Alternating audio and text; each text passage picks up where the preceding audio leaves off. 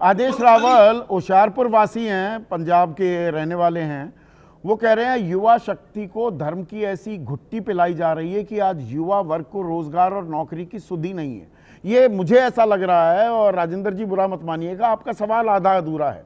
ये दरअसल इस पूरा मुकम्मल सवाल कुछ ऐसे होगा आदेश कि राजनेता धर्म की गुट्ठी पिलाकर रोजगार की बातें ना करे, युवा उसका ध्यान भटका रहा है। पर युवा को नौकरी भी तो चाहिए, और उस पर सिर्फ ख्वाब सपने परोसे जा रहे हैं क्या? नहीं, मैं बिल्कुल सहमत हूँ उनकी बात से कि जो आजकल जो चल रहा है कि धर्म की घुट्टी पिला दो, और जो बेसिक सवाल हैं, जो मूलभूत सवाल हैं, वो आपसे ना पूछे जाएं। अब आप देखिए कि अब जब आप ये कहते हो कि भारत की चौथी सबसे बड़ी अर्थव्यवस्था बन गई है, फिर आप कहते हो कि हमारा बाजार बूम बूम कर रहा है, शेयर मार्केट, फिर आप इसके अलावा आप कहते हो कि हम 7.8% जीडीपी पे हैं। ये सब चीज़ें सरकार की अचीवमेंट्स हैं, लेकिन ये इनका रोजगार से कोई सीधा संबंध है क्या? अब आप देखिए 2021 में राजस्थान में एसआई की भर्ती होती है, 1.5 साल ट्रेनिंग होती है, वो लोग भर्ती हो जाते हैं, और 2025 में राजस्थान हाईकोर्ट कहता है कि हम इस भर्ती को रद्द करते हैं। क्या कसूर है उन लोगों का? जिन 50 लोगों ने पेपर लीक किया, उनके खिलाफ कार्रवाई करने की बजाय आपने उस पूरी भर्ती को रद्द कर दिया, और आज वो सब लोग अपने दर दर भटक रहे हैं। इसी तरीके से हरियाणा में 3 दिन पहले ग्रुप सी की 8,600 भर्तियां रद्द कर दी गई।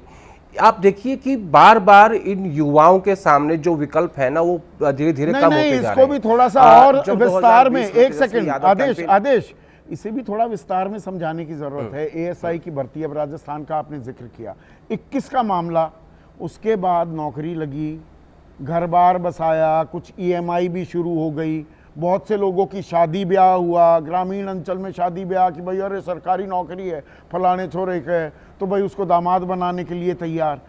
उनके पारिवारिक जीवन, वैवाहिक जीवन, सामाजिक जीवन में कितनी उथल पुथल मची होगी, उसकी जिम्मेदारी कोई लेगा? उनकी क्या गलती? जिसने ईमानदारी से वो एएसआई का इम्तिहान पास किया था, ईमानदारी की नौकरी कर रहा था, उसकी क्या गलती, उसका क्या गुनाह? संदीप जी, आप और मैं ग्रामीण अंचल से आते हैं, ये लोग समझते नहीं है कि सरकारी नौकरी का महत्व क्या होता है। उससे एक घर नहीं बसता, उससे कई घर बसते हैं। बिल्कुल, एक वो घर बसता है जहां उसकी शादी होती है, और आजकल तो गांव में ही ढूंढते हैं कि सरकारी नौकरी किस बच्चे की लगी हुई है। लेकिन टोटल 2% का ये आंकड़ा है जो पूरे देश में सरकारी नौकरी उपलब्ध है। उसमें भी आप देखिए हिंदुस्तान की राजनीति में ना नायक फिल्म चल रही है अनिल कपूर की। हर कोई वादा कर देता है कि हम 2 करोड़ रोजगार देंगे 1 साल में, तो कहाँ है रोजगार 22 करोड़ का? तेजस्वी यादव ने जब वादा किया कि हम 10 लाख रोजगार देंगे, जब वो दौड़ दौड़ के कैंपेन करते थे, हेलीकॉप्टर में बैठ जाते थे, फिर भाषण देते थे, फिर दौड़ पड़ते थे। लेकिन जब वो 2022 में नीतीश कुमार के साथ आए, तो उन्होंने कहा कि हम कोशिश करेंगे, बातचीत करेंगे, कम से कम 4-5 लाख रोजगार देने की कोशिश तो करेंगे। बेसिकली हो क्या है ना, राजनीतिक पार्टियां बड़ी बड़ी कंपनीज को हायर करती हैं, और वो एक बड़ा कैंपेन चलाते हैं टीवी पे, एडवर्टाइजिंग के माध्यम से, चलाया ना पिछले साल, इस साल फिर लाल किले की प्राचीर से आया वो इंटर्नशिप। 1 करोड़ लोगों की इंटर्नशिप होगी, यानी कि 500 फॉर्च्यून 500 जो बड़ी बहुराष्ट्रीय भारत की कंपनियां हैं, या भारत की जो बड़ी कंपनियां हैं, वो हर कंपनी आने वाले 5 साल के लिए 4-4 लाख लोगों को इंटर्नशिप देगी, 20 लाख लोगों को हर 500 कंपनियां। और पहले साल में इंटर्नशिप कितनी हुई? 9,453 या कुछ। हकीकत ये है, और बताया क्या जाता है? नहीं,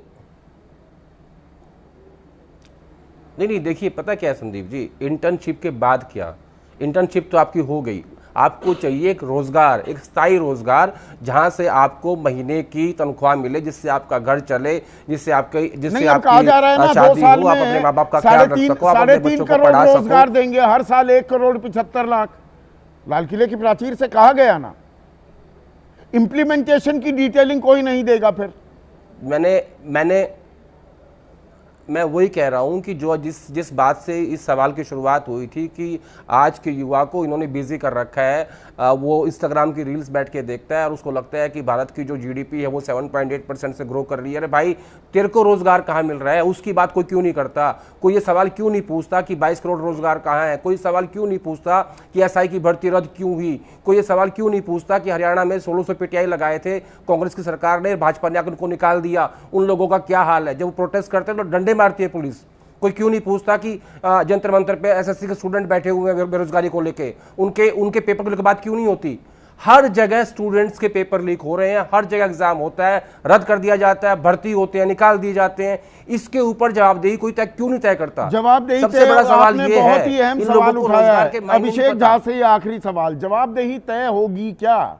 और क्या ये धर्म की अफीम चटाई जा रही है युवा को? कुछ परेशान होते हैं रोजगार के लिए, बाकी अपना रील बनाने में मस्त हैं। ऐसा नहीं है संदीप जी, जाति धर्म से ऊपर उठकर और जो आरक्षण का रोस्टर होता है उसके हिसाब से युवाओं को रोजगार के सुअवसर हमेशा मिलते हैं। जिन अपवादों की बात अभी और चर्चा भी हो रही है उसमें बहुत सारे ऐसे मामले हैं जो न्यायालय से लंबित रहते हैं और न्यायालय में लंबित होने के कारण कई बार नियुक्तियां नहीं हो पाती हैं या नियुक्तियां होने के बाद भी ज्वाइनिंग नहीं मिल पाती है। तो उस बाबत अगर सरकार की छवि को नियुक्ति हो जाती है, अभी हम राजस्थान के एसआई इम्तिहान का 2021 के जिसने ईमानदारी से इम्तिहान पास किया, शादी ब्याह कर ली, घर बसा लिया, सामाजिक एक उसको सम्मान मिलने लगा, भाई इसकी तो सरकारी नौकरी हो गई, उसका तो पूरा का पूरा उसकी तो जिंदगी ही तबाह कर दी। उसकी क्या गलती? कोई व्यवस्था है हमारे यहां? सिस्टम की कोई जवाबदेही है?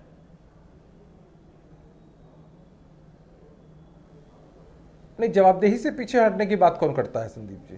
अगर लाखों की संख्या में सरकारी नौकरी पीछे कोई हट भी नहीं रहा, जवाबदेही कोई ले भी नहीं रहा। वो जो ऐसा ईमानदारी से वहां चुना गया था उसके साथ जो हुआ उसकी जवाबदेही किसकी? अच्छा आप बता दीजिए मुझे, जवाबदेही किसकी है? किससे जाकर वो अपना सिर फुड़ाए, लड़े किसके साथ कि भाई मेरी क्या गलती?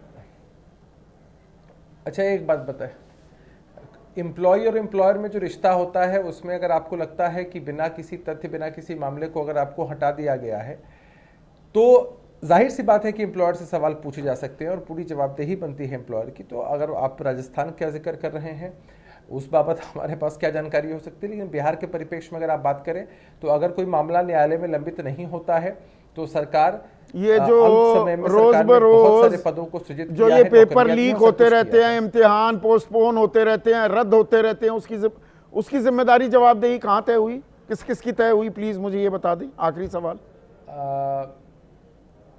देश के हर कोने में इस तरह के मामले सामने आते हैं लेकिन हम उसको कोई आधार नहीं बनाते हैं जवाब देने का। सब जगह हो रहा है, यहाँ भी हो रहा है, सब जगह ऐसे फैसले आ जाते हैं, युवाओं के साथ नाइंसाफी होती रहेगी, कौन सुनेगा उनकी आवाज़? क्या सुनने की ज़रूरत है? अरे और बहुत मुद्दे हैं, हिंदू मुसलमान हैं, उसमें भिड़ा दो, आपस में बांट दो, रोज़गार की समस्या अपने आप हल हो जाएगी। क्या ये हल है? और इस हल से ही क्या हम विश्व गुरु बनेंगे? इसके बारे में गंभीरता से सोचिए। आज इतना ही।